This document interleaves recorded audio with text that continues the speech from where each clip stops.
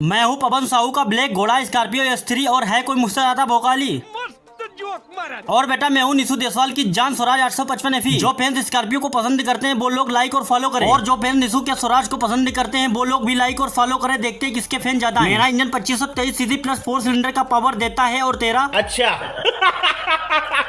बेटा मेरा जानकर तेरी फट जाएगी। मेरा इंजन 3478 सीसी प्लस 4 सिलेंडर का पावर देता है। मैं 15 किलोमीटर प्रति लीटर का माइलेज देता हूँ। और तू? बेटा मैं तो 1 घंटे खेत जोतने में 5 से 6 लीटर डीजल खा जाता हूँ। मेरा प्राइस 20 लाख रुपए है। और तू अपना बता? बेटा मैं तो तुझसे बहुत ही सस्ता 8 से 10 लाख रुपए में आ जाता हूँ।